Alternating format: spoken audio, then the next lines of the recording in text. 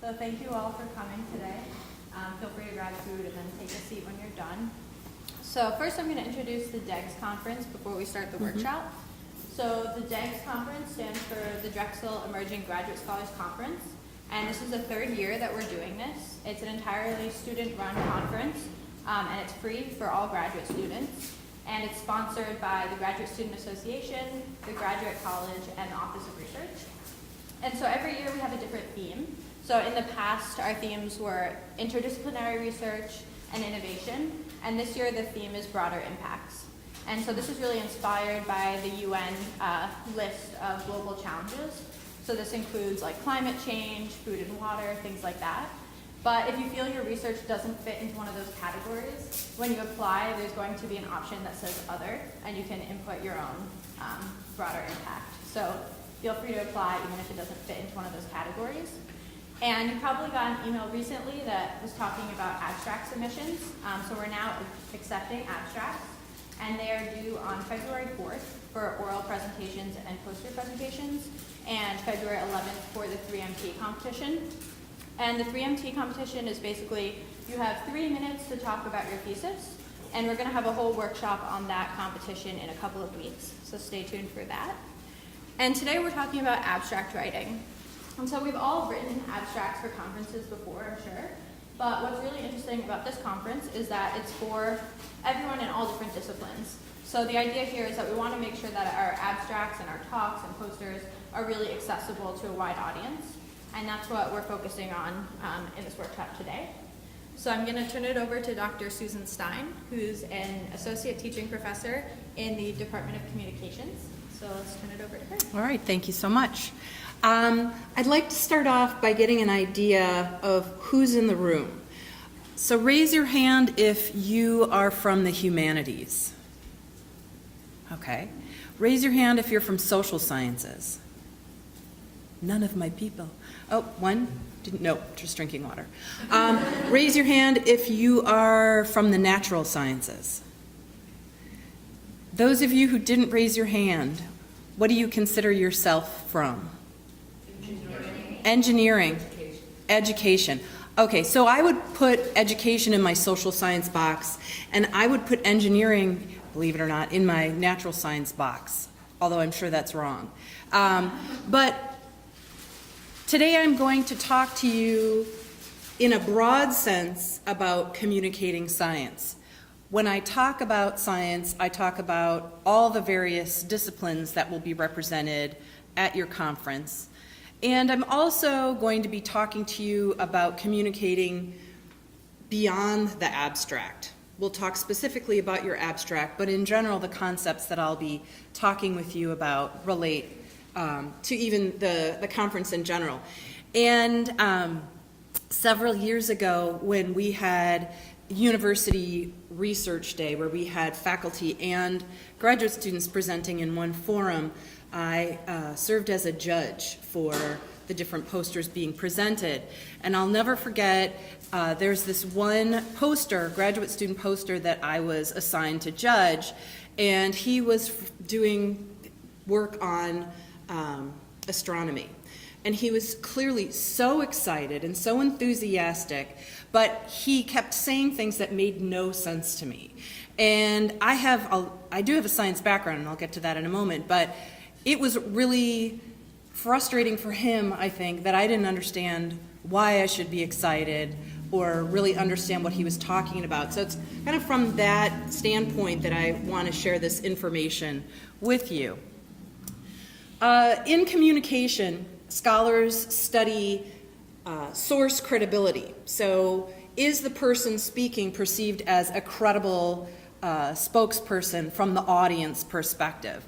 And credibility has a variety of dimensions: attractiveness, expertise, trustworthiness, similarity to the audience, past performance.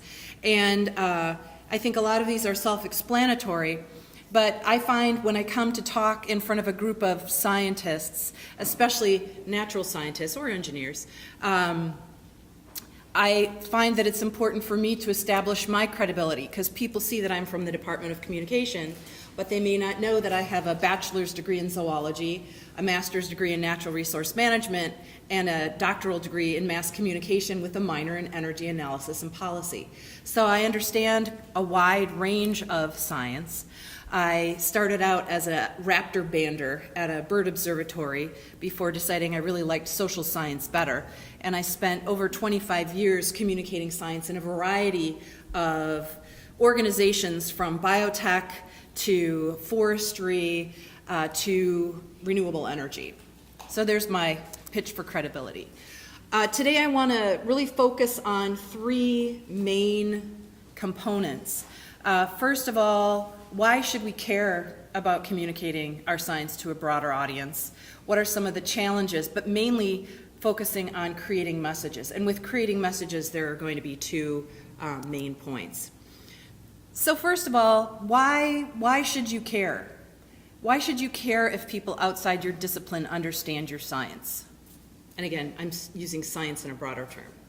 Why does it matter? This is audience participation.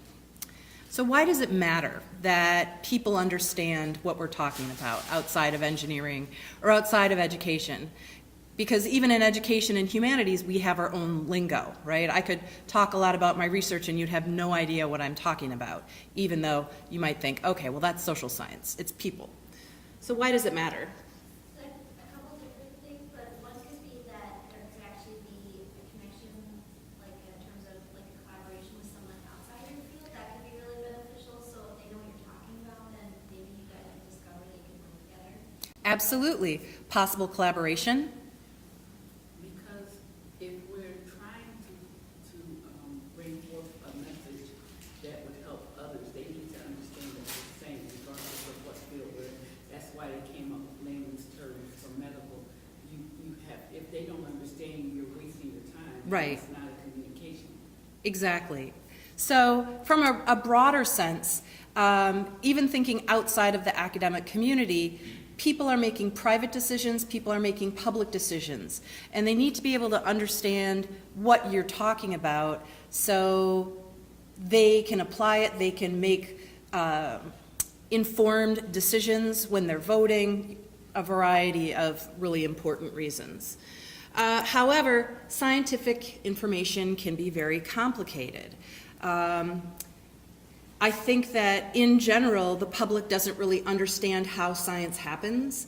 The way that scientists talk about probability and rejecting the null hypothesis doesn't really make sense. I don't think the general public understands that. So we need to be really careful in how we talk about our science. And there's also an issue, one of the challenges is that there's mixed feelings about trust in scientists and in science. I don't know how well you can see this, it's kind of small. I can't even see it very well without putting my glasses on. So let's see, this is a Pew Research Center poll. They were asking adults about their perception of United States scientific achievements. I guess I'll step in front of here. You can see it a little better. Okay, so the darker blue is best in the world, above average.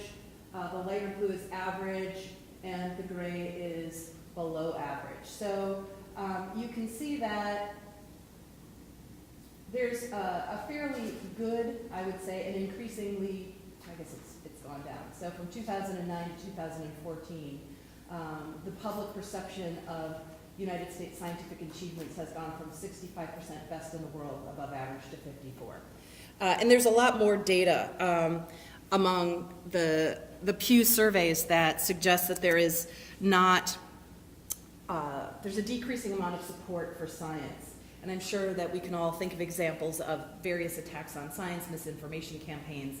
Last term I taught a class called Communicating Health and Risk in a Fake News World that really addressed some of those issues. So the public is still largely positive about the contribution of science to society, but there is an uptick in negative views. So the top one is percentage of U.S. adults saying science has made life easier or more difficult for most people. You can see that in 2009, wow, these colors are really weird. Okay, I guess they're just making it different. There's an increase in people who believe that it's making it more difficult. Percentage of U.S. adults saying effective science on the quality of each area in the U.S. has been mostly positive or negative. Healthcare, the negativity has increased. Food, negativity has increased. And the environment, the negativity has increased. So there's this anti-science trend in general. So you won't find this at your conference, but you'll find this when talking with people in general. There's a lot of literature that suggests that scientists are often not trained how to effectively communicate with the general public. I see it all the time. There are a lot of initiatives to try and improve that, and right here my talk with you is an attempt to help move that forward. So when we look at across communication theories, mass communication, it suggests that you need to motivate audiences to care and deliver your messages in a way they can understand and process. If you walk away with two pieces of information today, motivation and ability, I want you to walk away with that.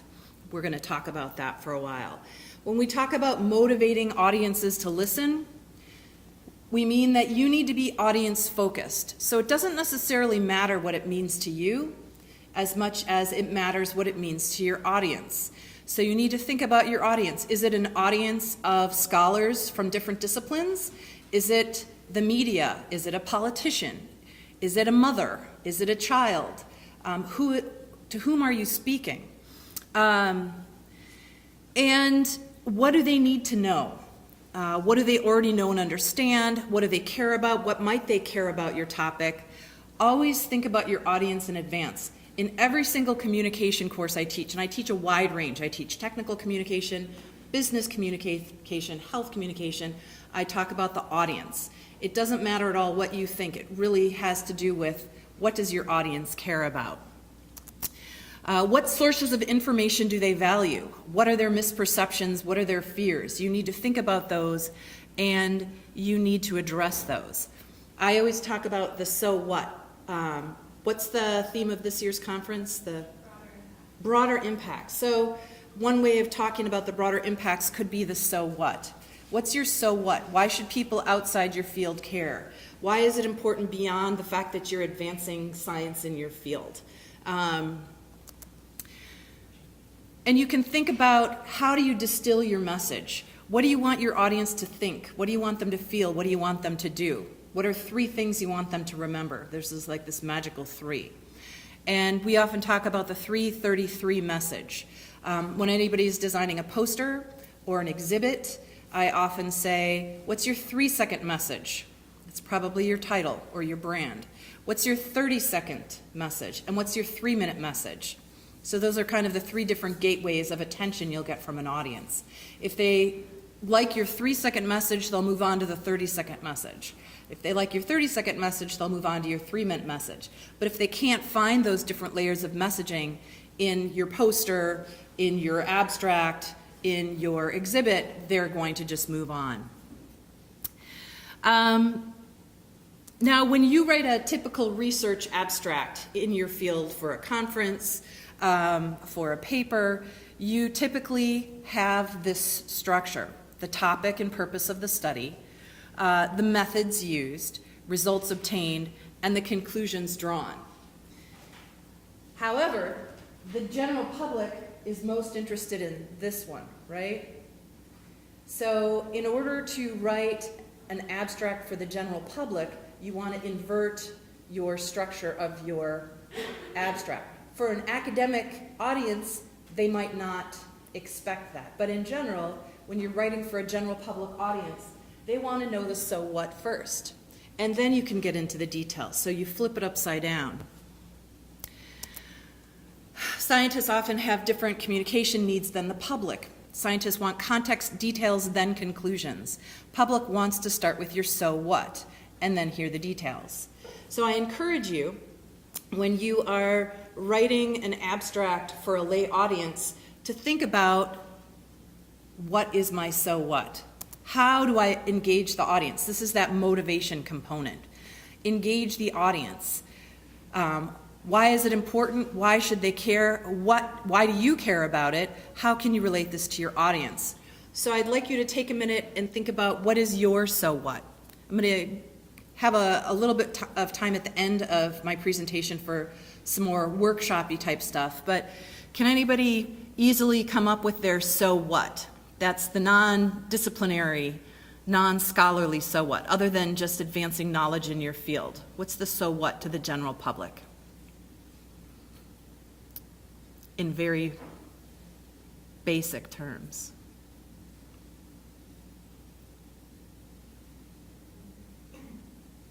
Like in our research? Yes, in your individual research that you will be submitting.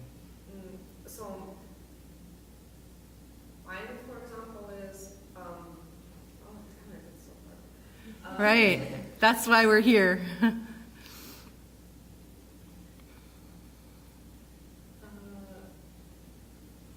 So like we're surrounded by electronics, and it's usually very bulky, and your laptop is very heavy, and your phone is like also not very small.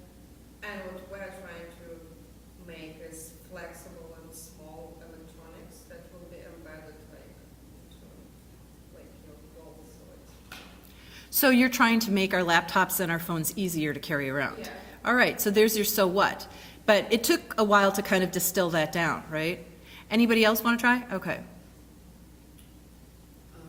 To establish a way to address trauma in young children. Okay, all right. That's very straightforward, definitely. We're going to, again, we'll come back to this later. I just wanted to have a few people think about it. So after you start with your so what, then you add the detail, right? Let your audience know, well, you've simplified this information, here's some more information, and allow them to ask questions, especially if you're doing a poster session. The other piece of this is ability, right? We are immersed in our fields. We are talking with our fellow students and our professors, and we have our own language. That's called jargon. You want to make sure that anything that you share with the general public audience could be understood by your grandmother and your little nephew, right? So always be thinking about, perhaps not at your conference in general, but in general when speaking with the general public. I think you can probably ramp it up a little, but you don't want to be using jargon that people across disciplines won't understand. Also, if you are writing a grant proposal or writing for an award, people who are reviewing the applications may have no idea about your field. So these are important things to think about when you're doing that as well. So here's an example of jargon. My research focuses on the ecology of freshwater diatoms and their use as ecological indicators to understand and assess current and past environmental conditions. It's not even that horrible, but you put that in front of somebody from the general public and they'll say, I don't know what that means and I don't care, right? My current research interests focus on the fate and transport of chemical contaminants and bioactive elements in aquatic systems. So you need to make sure that you look at your language, show it to somebody who is outside of your field and has no idea what you're talking about. This is kind of a side piece to help people understand, stories, analogies, examples that your audience can understand and relate to, something that is meaningful to them, can really help increase your audience's understanding of your science. The other thing that scholars suggest in regards to communicating with the public is humanizing yourself, right? What inspired you? What struggles did you face in the process? I often ask my students to draw a scientist in one of my classes, and there's some pretty strong stereotypes. Usually a male with glasses and messy hair, maybe balding, test tubes, stuff like that. So when you're speaking, let's say with the media, when you're speaking with people from the general public, they're interested in knowing who you are as a person. All right, so again, what are the two take-home messages, the two most important things to remember? Anybody remember? Motivation and ability, right? So let's start with motivation. I'd like you to get into groups of 3 to 4 people, preferably with people you don't know who are outside your immediate discipline. And I want you to try to come up with a so what for each of you. What might your goal be in communicating at the conference, in your abstract? And what 3 things do you want people to remember? And if you can get that far, do you have a 3-second message, a 30-second message, and a 3-minute message? So go ahead and put yourselves into groups of 3 or 4, and I'll kind of wander around. And work with each other to try and come up, especially with your so what. Go. I can put you into groups, but I'll let you do it yourself.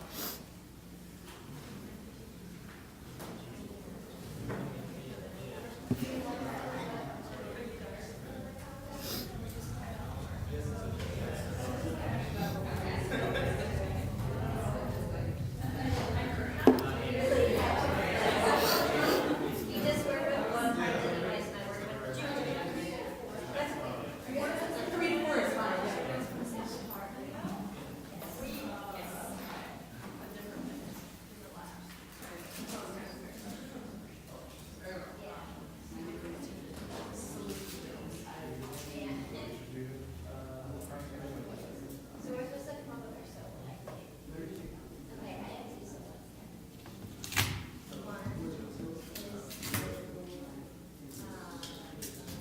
One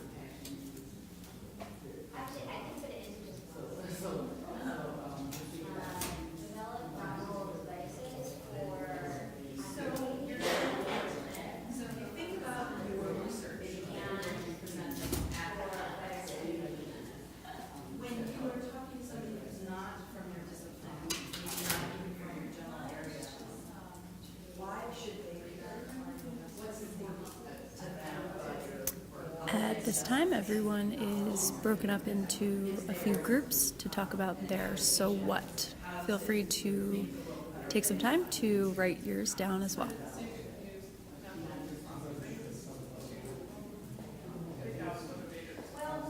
First, my research, for example, is very good. My research is trying to set us up in a very and it's challenging, but I sometimes in a setting because we've all been trained to speak in a particular way, right, in a very technical way. And so the idea is remove yourself from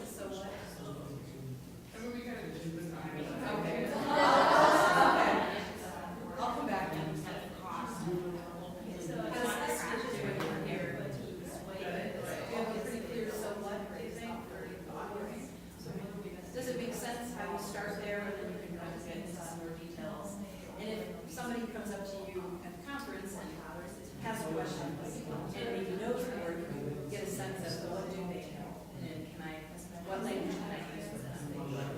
So we're trying to see if there's no way stable and stuff, and just like and with the general public in general, I know at the conferences, we're not the general public, but still, I think the same. There you go. So, I think that the thing is, so what if you're not correct? How does that work?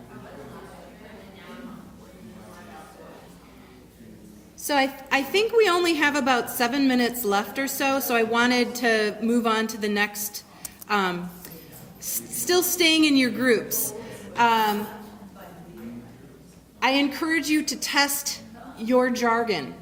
Some of you are a pretty homogeneous group, and some of you are a little bit more mixed. So think about what are some of the words that I use to explain it, and is it jargon? Is there a way to simplify this jargon and explain it in a way that everybody would understand it? And also, what analogies could you use? Specific examples. When I was talking with that group, a lot of the time I was encouraging them to come up with a specific example.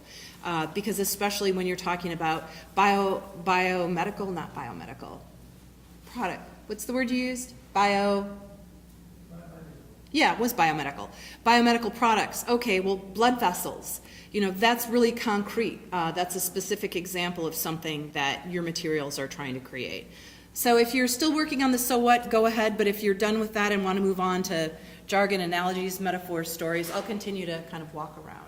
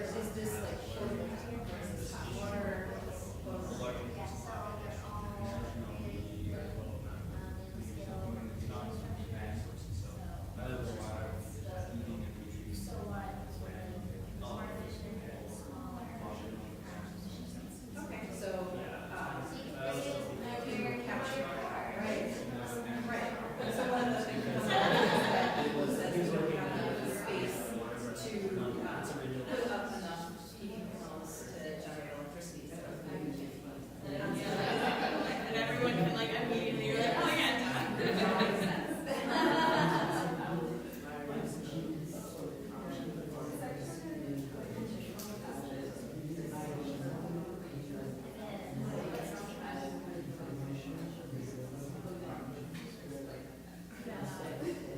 I actually have a lot of classes where I'm doing it like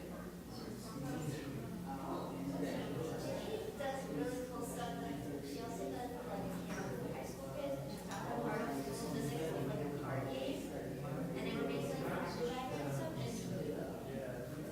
and they like understood. It was great. So what we usually do is we say we study these small parts that are fun and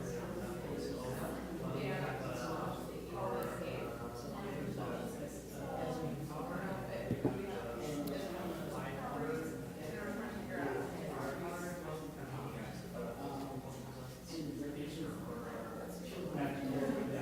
So that's just like I just described literally everything here. But if I would like use a detector that's just like really small particles in the ice, and you're using them to look at.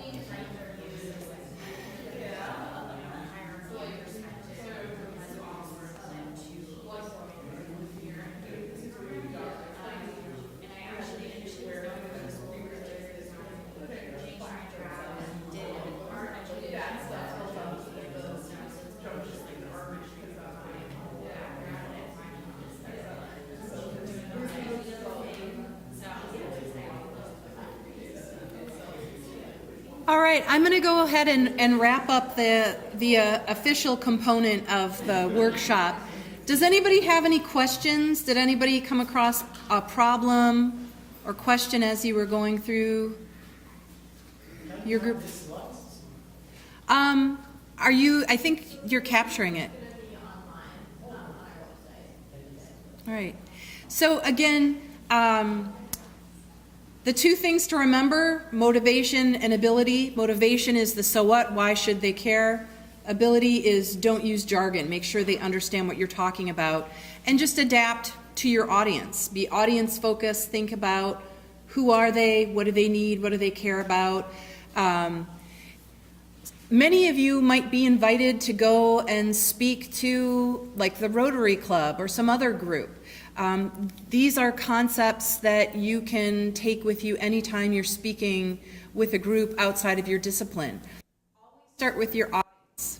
Again, it doesn't matter so much what you think. In all your communication, improve your personal relationships. Think about your audience. In all of communication, it doesn't matter so much what you think. It's really what your audience thinks. So thank you very much. I have a few business cards if anybody wants one, although you can always find me. I'm here at Drexel in the Department of Communication. So thank you very much. And continue your conversations. I heard some really great things happening in your small groups. All right.